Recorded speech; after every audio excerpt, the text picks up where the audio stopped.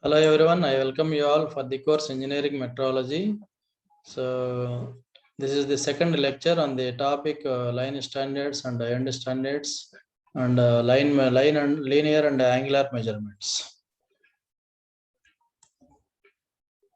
So these are the contents of the today's topic. So we are recalling the lecture 1 and then we will discuss the micrometers of different types, and then we will discuss the depth micrometer, and then we will discuss the telescopic gauge, then there is a dial bore gauge, and then we conclude the today's topic. So this is the first lecture conclusion. So the first point we understood is what is line standard. So line standard means if the measurement is made between the two engraved lines, then it is used then it is called as a line standard, or we call it as a line measurement. The examples for the line standard are steel rules, measuring tape, right, yard, international standard yards.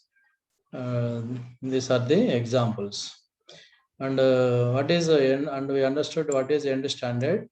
End standard means if the measurement is made between the two flat parallel surfaces, then it is called the end standard or end measurement. And then we understood what is vernier calipers. Vernier calipers is a end standard which is used for measuring the length dimension or width dimensions or depth dimensions we can measure. So the principle on which the micrometer works is based on the difference between the two scales or divisions, that is the main scale division and the vernier scale division. So which are nearly equal, but they are not quite alike for obtaining a small difference. So this small difference enhances the accuracy of the measurement. And we have seen what is vernier height gauge, that is used for measurement of the vertical dimensions from the reference ground. This is the today's class. So we'll see some history on micrometers.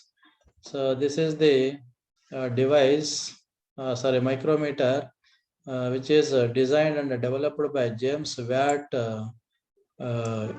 in the year 1972. So he developed the tabletop micrometer, so which can be mounted on the table using this using the bolts and nuts. So the key concept on which this micrometer was designed is the magnification based on the threads. So this consists of the U-shaped frame. At one end we have the fixed anvil, and other end we have the measuring blade or the spindle, which hoses the rack and pinion mechanism that is connected to this screw.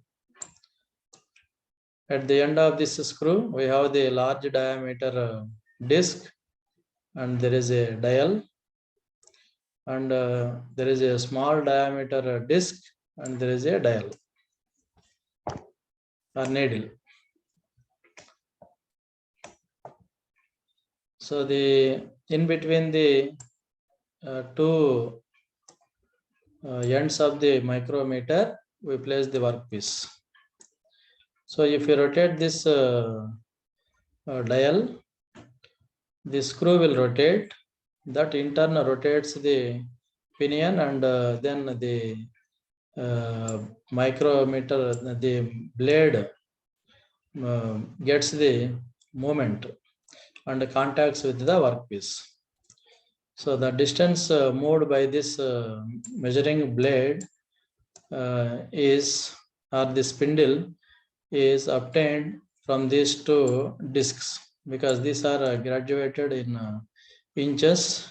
So we can obtain the measurement using this large diameter disc and the small diameter disc. So the larger graduated disc indicates the revolution of threads, while the smaller one indicates the fractions of inch. The smallest reading on the larger dial face was 1 by 10,000ths of an inch. After that, after 76 years, the Gene Palmer developed the another micrometer in the year 1848.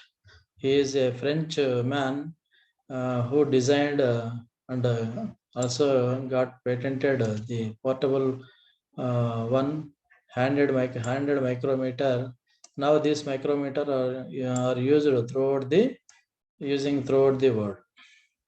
So this one is very handy, but whereas the James Watt micrometer is a very cumbersome, and that is to be fixed to the table using the bolts and nuts.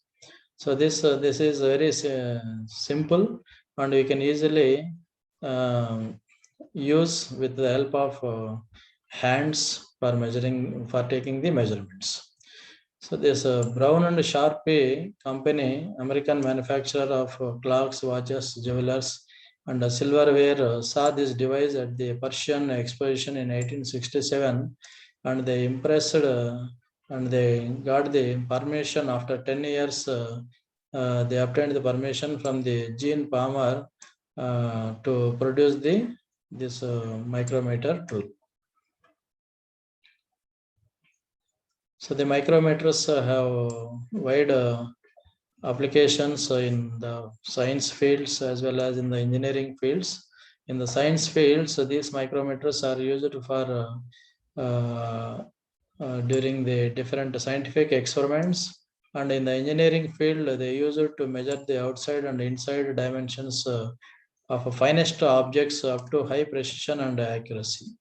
So the micrometers are available in the different measuring ranges, 0 to 25 mm, 25 to 50 mm, and 50 to 75 mm, like that we have, and with the sensitivity 0.01 mm.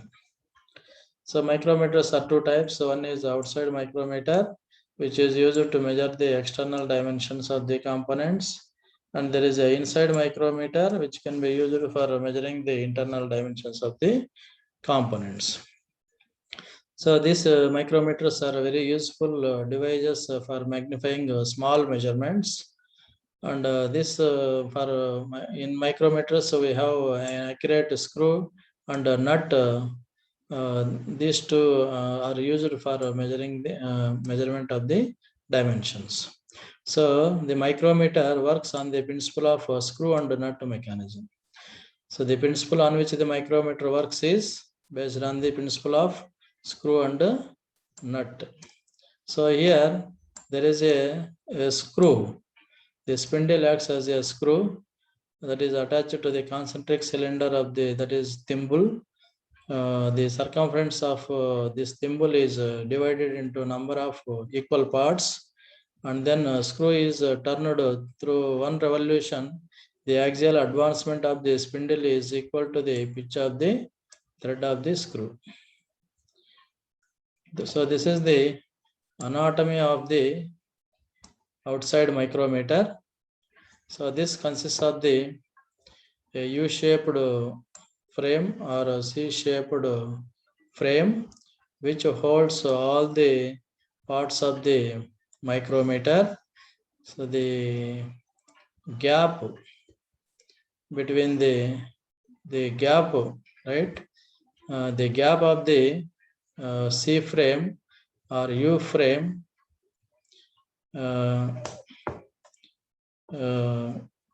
depends upon the measuring range of the micrometer. If it is 0 to 25 mm, then the gap is different. If it is 25 to 50 mm, the C-shape or U-shaped frame is larger compared to this. So the U-shaped frame or the gap of the frame permits the maximum diameter of the workpiece or the maximum length of the workpiece or job to be measured. So this frame is made of either steel materials or cast steel materials or light alloy materials or malleable cast iron materials. And also this frame is made with some insulating heat insulator, insulating material. This is made up of plastic material.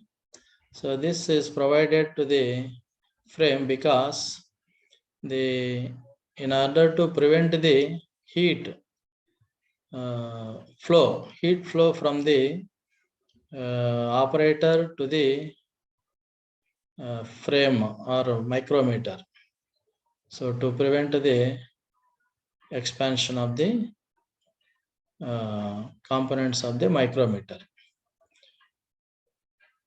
In order to get the more accurate dimensions, the heat will not flow to the micrometer components because the thermal expansion takes place.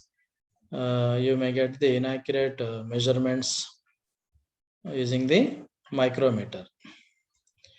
And this at one end of the frame, we have the fixed annual, which is protruded 3 mm from the left end of the frame, and the diameter of the fixed annual and the diameter of the spindle or the movable annual are same. So here the spindle can be moved or advanced and retracted inside the outer sleeve, and this on the spindle we have the fine threads that are cut on the spindle, and they are ground, and the pitch of this screw is normally 0.5 mm. And we have the spindle lock, so which can be used to control the motion of the spindle. So you can lock the spindle at any desired position for getting the accurate measurements. So we have the outer sleeve. On the outer sleeve, we have the divisions or scale is engraved, or divisions are marked on the outer sleeve. That is main scale. This represents the main scale. And on the outer sleeve, there is a thimble. So this thimble and the main spindle acts as a single unit. So when the thimble rotates, the spindle also advances or retracts. So at the end of the thimble, we have the ratchet.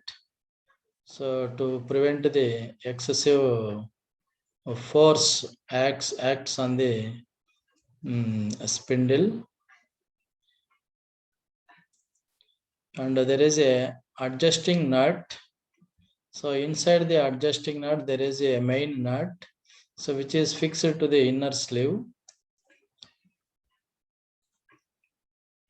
During the usage of this instrument continuously, so there may be a gap or clearance between the main nut and the spindle screw.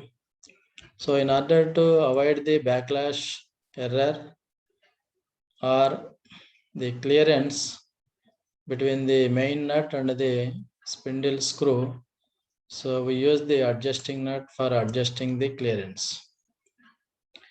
So on the thimble, at the one end of the thimble, it is knurled. It is knurled to provide the grip for easy rotation of the spindle. And at the other end, there is a divisions are engraved around the circumference of the thimble. So the inside mechanism we'll see in the next slide. And the measuring faces should be parallel. They should be heat treated. They should be ground. They should be flattened, right? And they should be parallel to each other. And these measuring faces are stabilized to relieve the internal stresses also. So the measuring faces should have the flatness, and it should have parallelism. So to get the accurate measurements. So this flatness of these measuring faces are measured by using the optical flats, and the flatness of the measuring surface is 0.3 micrometers, and the parallelism maintained 1 micrometer between the measuring faces. So this is the internal mechanism of the micrometer, so which mainly consists of the main nut, already shown in the previous slide. So this main nut has both internal and external threads. So in this internal threads, this main screw will move, and we have the external threads. On the external threads, there is a adjusting nut is provided. So this nut has the slots, adjusting nut has the slots, and the main nut also has the slots. So whenever there is a clearance is there between the spindle screw and the main nut, so we can adjust this clearance to avoid the backlash error by using this spanner. So by using this spanner, we can rotate this adjusting nut. So this adjusting nut will compress this main nut, and then the gap between the clearance between the main spindle screw and the main nut will be eliminated, so that we can get the accurate measurements. And there is a ratchet mechanism. This is the ratchet mechanism. These are the various parts in the ratchet. We have the spring designed for a specific torque, and there is a ratchet, right? We have this ratchet end is knurled to provide the grip for the operator and hands, and we have the ratchet, and there is another one is pawl. There is a screw. So this ratchet assures accuracy of the measurement. So this is used when the excessive torque or pressure is applied onto the ratchet. Let us the normal requirement of the pressure applied for the movement of the spindle is 5 to 7 newtons. 5 newtons or 6 newtons or 7 newtons. So whenever when the spindle is very close to the workpiece, then we have to use the ratchet. Then the ratchet will move the spindle, and whenever you apply the torque or force more than the designed torque of this spring, what happens? The pawl will slip over the ratchet. So excessive pressure will not be applied on the workpiece or on the micrometer spindle. So for that, this ratchet is used. And this is the outer part of the micrometer. So this consists of the main scale is graduated on the barrel with the two sets of division marks. This is the reference line. So above the reference line, we have the 1 mm division marks. This is 1 mm, this is 2 mm, this is 3 mm, 4 mm, and 5 mm. And the below the reference line, we have the 0.5 mm, right? This is 1.5 mm and 2.5 mm, like that. We have the divisions. On the thimble, the scale is graduated with 50 equal divisions. Each one represents the division. We have the 50 divisions. So each small scale division on the thimble represents 1/50th of minimum division on the main scale. So we have the 50 divisions. If we rotate the thimble, to one division, if we rotate the thimble by one division, what is the axial advancement of this main spindle? So if we rotate the thimble by 50 divisions, if we rotate by the thimble by 50 divisions, the axial advancement of the main spindle is 0.5 mm. 0.5. That is a pitch of the lead screw. Sorry, pitch of this spindle screw. For one complete rotation of this thimble, the advancement of the main spindle is equal to the pitch of that spindle screw. The pitch of the spindle screw is 0.5 mm. Therefore, if we rotate by one division of the thimble, if we rotate the thimble by one division, the axial advancement of the main spindle will be 0.5 by 50. That is equal to 0.01 mm. That is the least count of the micrometer. And also we have seen what is the least count of the vernier calipers. That is the minimum number of division, right? Minimum number of divisions on the main scale divided by total number of divisions on the vernier scale. So here also it is the minimum dimension or minimum, right? Minimum number of divisions on the main scale divided by total number of divisions on the thimble. So that is the least count of the micrometer as 0.01.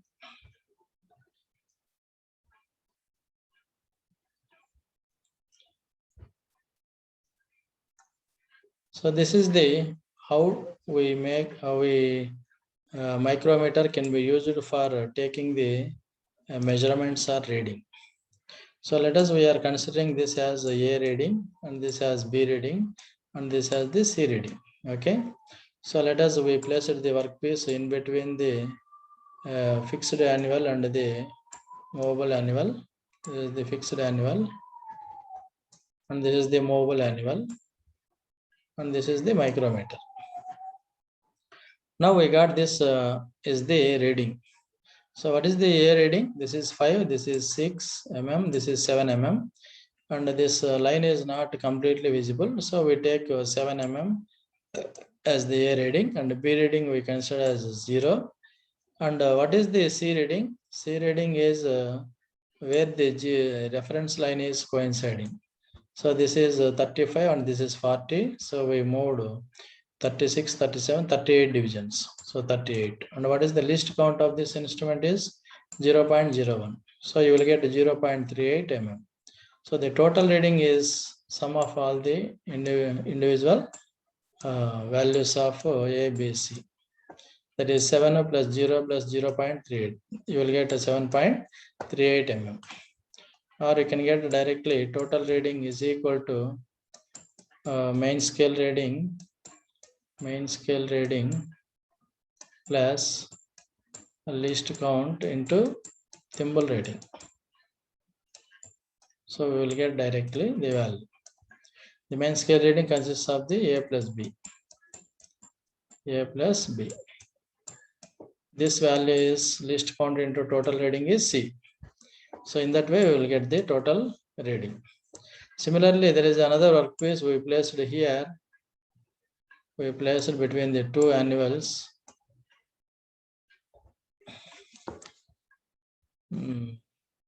These annuals are made of tool steel. Sorry, it is made of tungsten carbide. So we got this measurement. So it is A scale is showing 7 mm, and B scale is showing there is a 0.5 mm.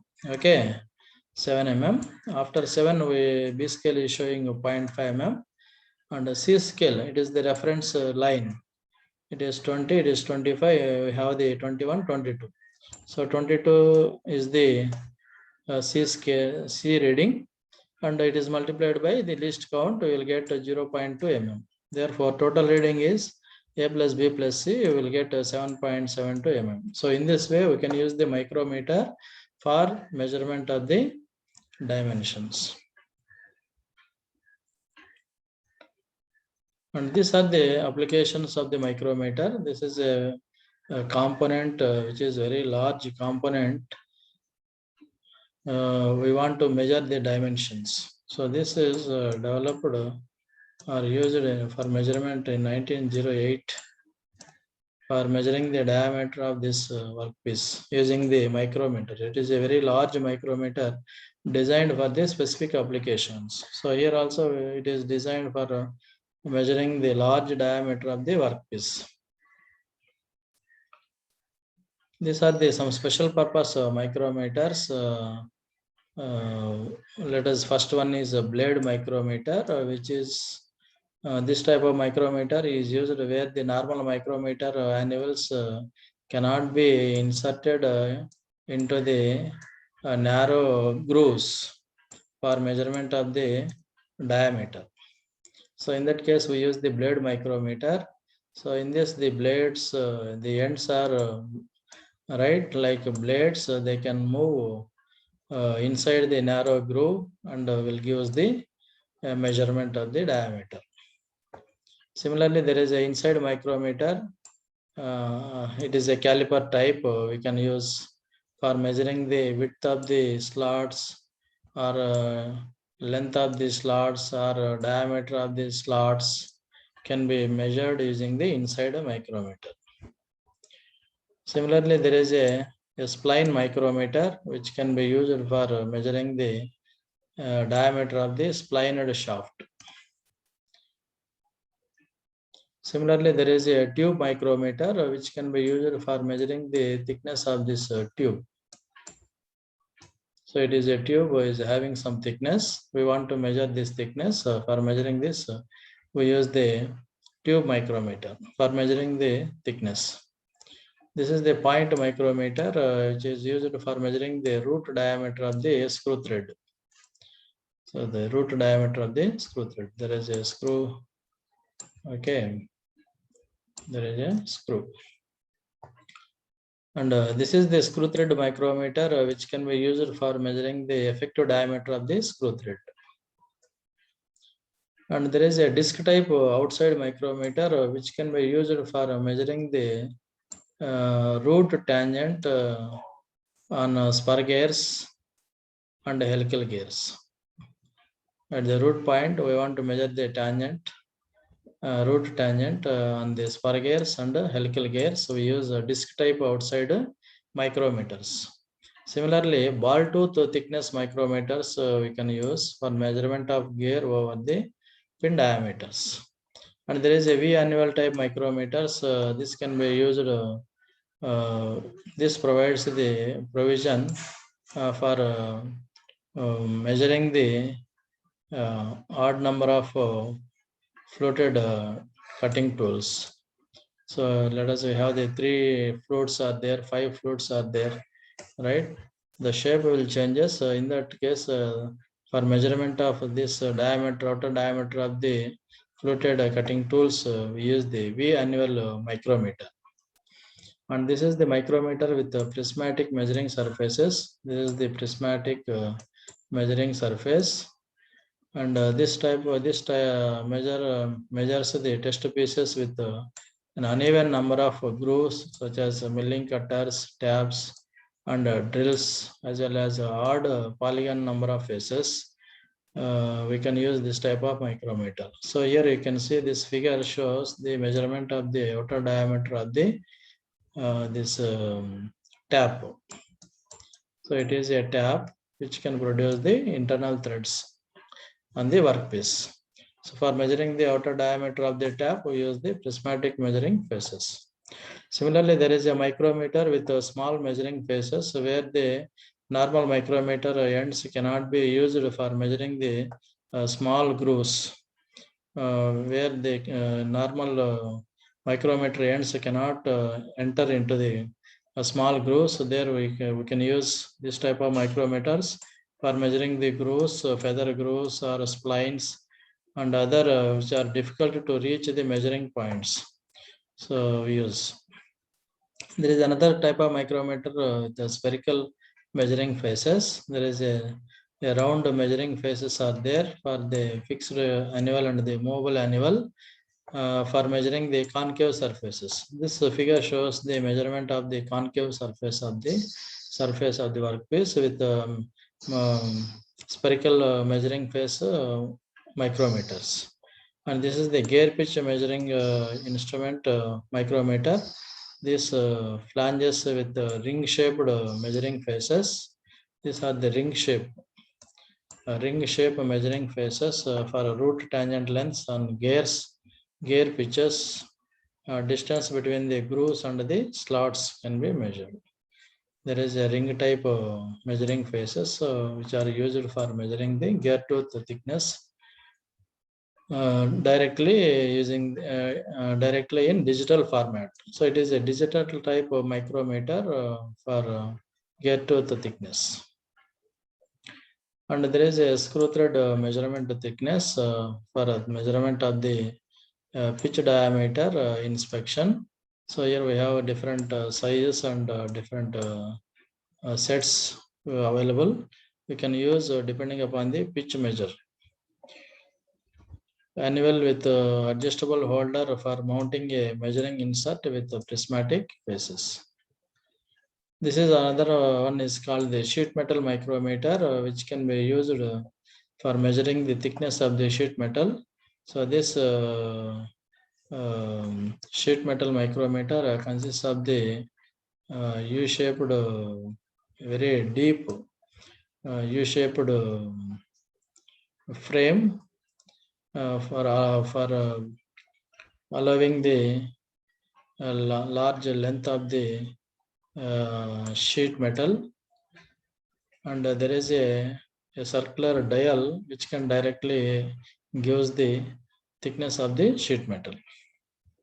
So this sheet metal micrometer comes with a graduated dial, a deep frame that enables the operator to measure the thickness of the sheet metal, and you can easily read using the dial, graduated dial. And this is called the limit micrometer, which can be used for setting the limits of the workpiece. That is the upper spindle, upper micrometer is used, upper spindle is used for setting the upper limit of the component, and lower spindle can be used for setting the lower limit of the component. So by using this micrometer, we can measure both the upper limit and lower limit of the components, because it has the dual spindle. Since the dual spindle provides the design to set the upper and lower limits. Another micrometer is called the depth micrometer, which can be used for measurement of the depth of the holes, slots, and recessed areas. And this consists of the ratchet, same the function explained in the outside micrometers, and there is a thimble which is knurled on the thimble to provide a grip for the hands of the operator, and on the thimble we have the number of graduations 0 to 50, and in this the main scale is calibrated in the reverse direction. Whereas in the outside micrometer, if you see here there is 0, here let us there is a 25 mm, but in this case it is graduated in the reverse direction, it is 25 mm. Here we have the 0. So this is the reference surface or reference plane. This is the base which acts as the reference surface. So the operator has to place the fingers on at these positions and hold firmly to take the readings of the depth of the holes or slots or recessed areas. So this is, in this way we have to use this micrometer for the measurement of the slots, measurement of the holes, and then you apply a small pressure on the ratchet to rotate the or to advance the measuring face and the contacts at the bottom of the groove or slot or hole, and then you can feel this measuring face is contacting with the bottom surface of the either hole or slot or groove, and then you can stop the rotation of the ratchet, and then you can take the measurement, what is the main scale reading and what is the thimble reading, and then you calculate what is the total reading of the depth micrometer. This micrometer least count is same as the outside micrometer least count. So this is also same applications where we can use for measuring the stepped slot is there or groove is there. We want to measure the depth of this slot or steps. Similarly, there is a slot, we want to measure this slot depth.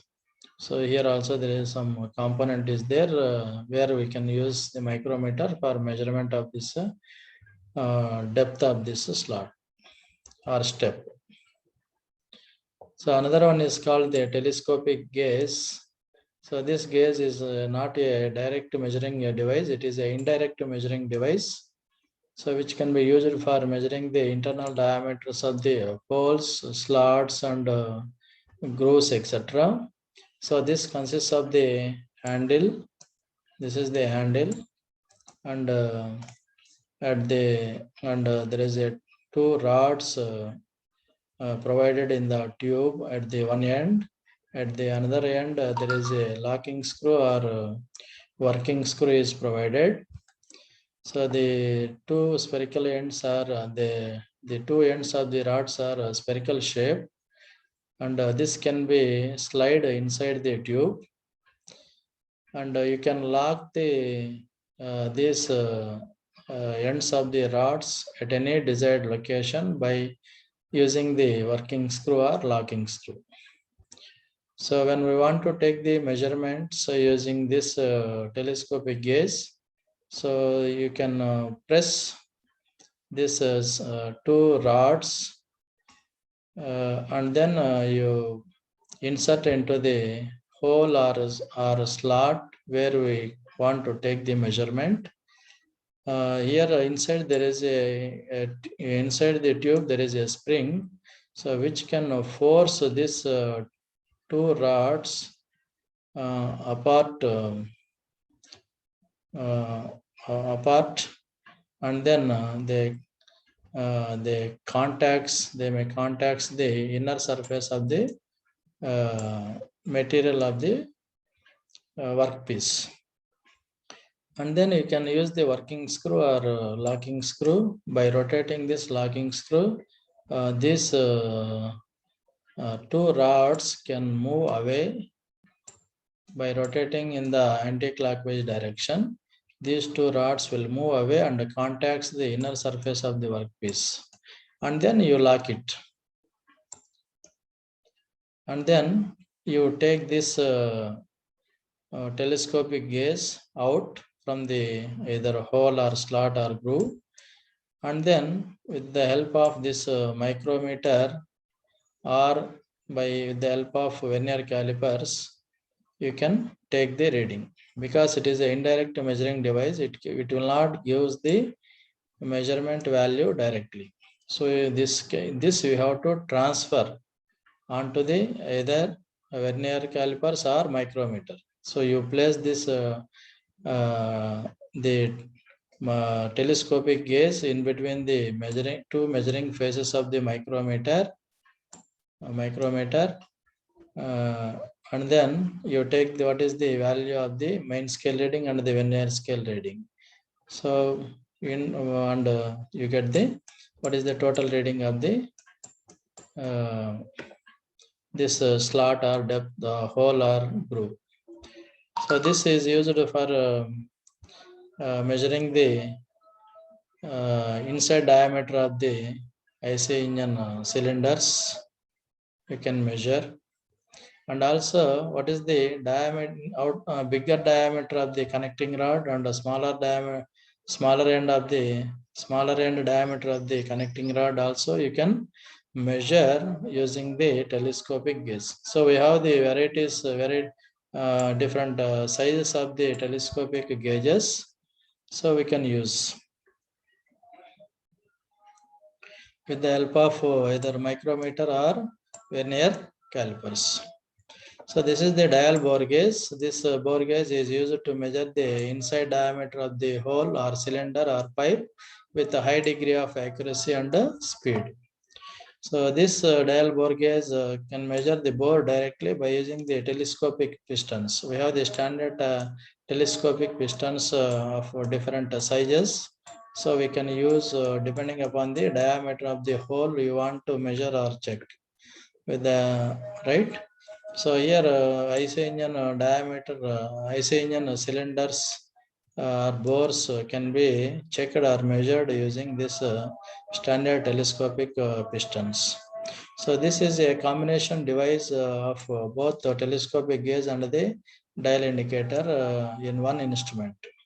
So we have the standard diameter. So let us 30 mm or 40 mm or 50 mm telescopic piston is attached. The variation in this diameter of this cylinder can be measured using the dial gauge variations. So you will get the total reading. So this is the measurement of the there is some circular component. We want to measure the thickness, diameter of the component. So we can use the dial bore gauge. So this is the today's class. We'll conclude this with by summarizing this today's class. So micrometers works on the principle of screw and nut. So the depth micrometer is used to measure the depth of holes, slots, and recessed areas. And a telescopic gauge is used for measuring the internal diameter of holes, slots, and grooves, etc. And a dial bore gauge is used to measure the inside diameter of holes or cylinders or pipe diameters with a high accuracy and at high speed. So these are the references we considered for preparing this material. So thank you.